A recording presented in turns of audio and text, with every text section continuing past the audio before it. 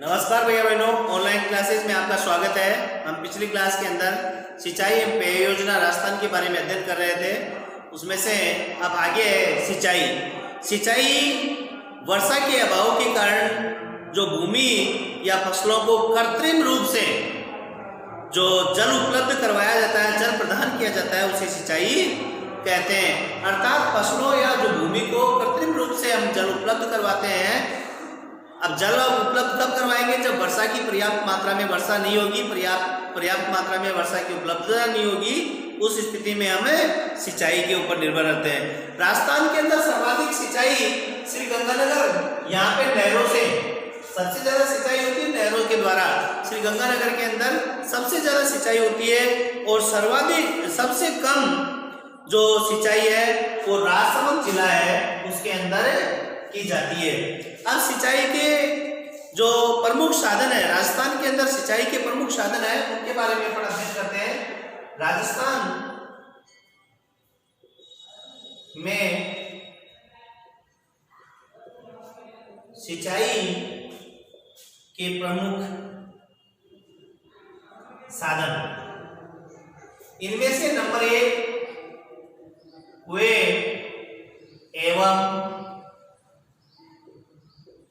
नलकूप।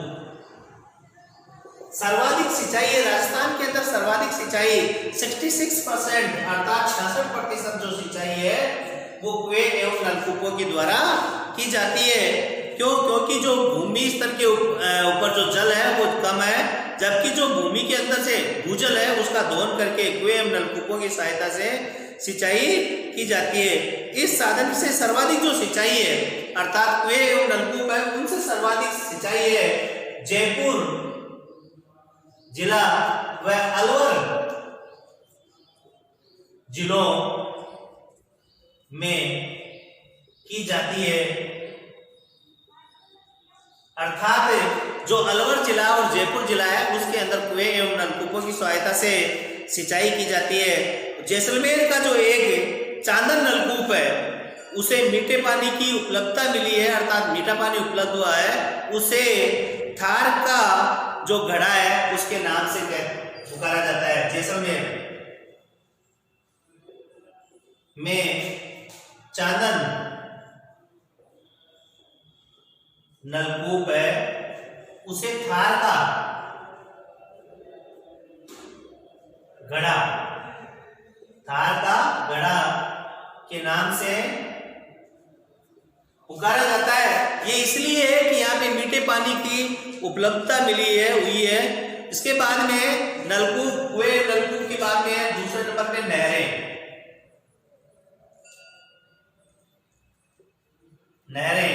राजस्थान के अंदर नहरों के द्वारा भी सिंचाई की जाती है और इसके अंतर्गत राज्य की कुल सिंचित क्षेत्र का 33% जो भाग है वो सिंचित है, अर्थात 33% भाग के ऊपर नहरों के द्वारा सिंचाई की जाती है। और जो सर्वाधिक सिंचाई के लिए जो भाग है, जो जिला है सिंचाई के लिए सर्वाधिक श्री गंगानगर, जो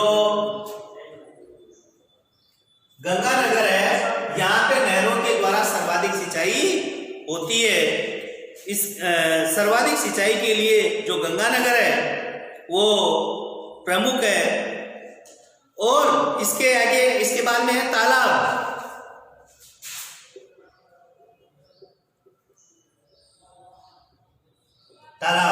तालाबों से भी सिंचाई, अर्थात कुएं, नलकूप, नहरें और तालाब ये सिंचाई के साधन है। अब तालाबों के द्वारा भी सिंचाई, जो कुल सिंचाई का 0.7% भाग है, उस भाग के ऊपर तालाबों से सिंचाई की जाती है। इन तालाबों से सिंचाई करने में सबसे सर्वाधिक सिंचाई भीलवाड़ा और उसके बाद दूसरे स्थान पे उदयपुर में होती है।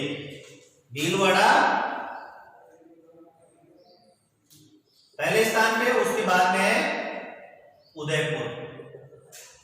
यहाँ पे भी सिंचाई तालाबों के द्वारा होती है। अर्थात सिंचाई 3 प्रकार से की जाती है। सिंचाई के हमारे राजस्थान के अंदर 3 संसाधन है, कुएं, नलकूप है, नहरें और तालाब है। अब इसके बाद में हमारे राजस्थान के अंदर विभिन्न परियोजनाएं चल रही है। उन परियोजनाओं के बारे में एक एक करके अध्ययन करेंगे।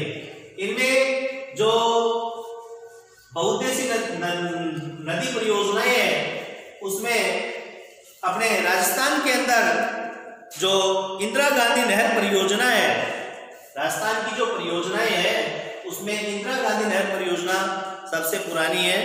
राजस्थान की प्रमुख बहुउद्देशीय परियोजनाएं,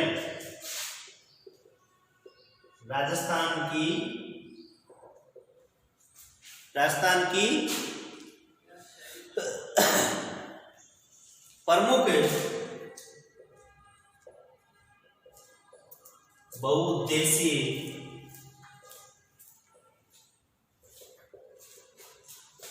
परियोजना, इनमें सबसे पहले इंदिरा गांधी नहर परियोजना,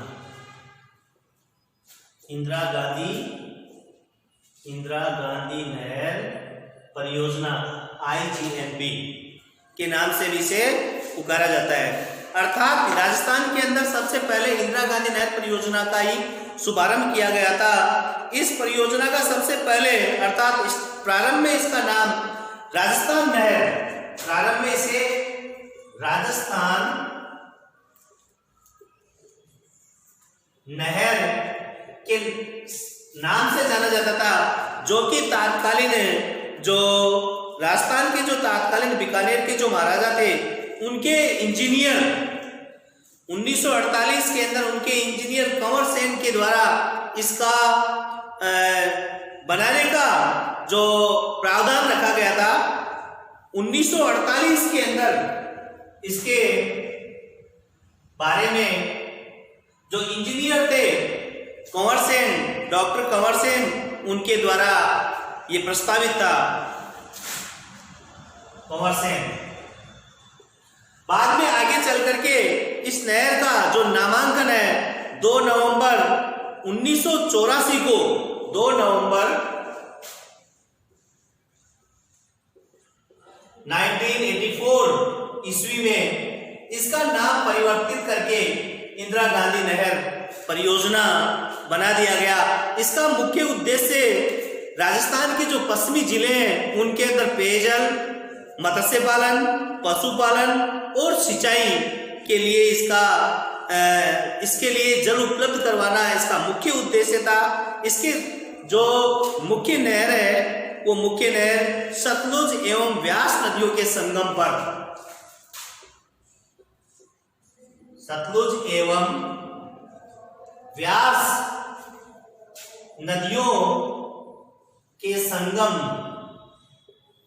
पर बांध बना करके, अर्थात एक बांध बनाया गया संगम पर, हरिके बैराज के नाम का एक बांध बनाया गया,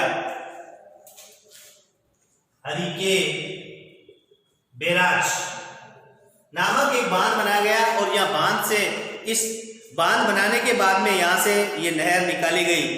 इस नहर का जो पंजाब है, हरियाणा है, उसे निकलने के बाद में 649 किलोमीटर की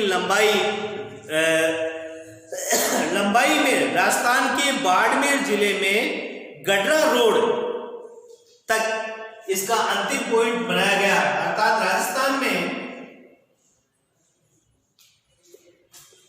बाड़मेर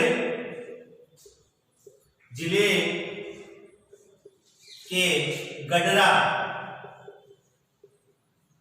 नामक स्थान तक इसका अंतिम पॉइंट था, जो कि इसकी लंबाई थी 649 किलोमीटर, 649 किलोमीटर।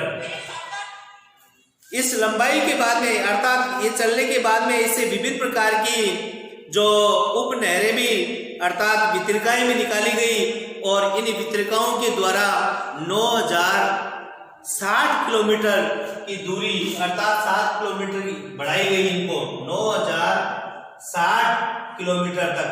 और इससे इनके साथ आने वाला जो क्षेत्र है उसमें से उसको सिंचित किया गया। धन्यवाद।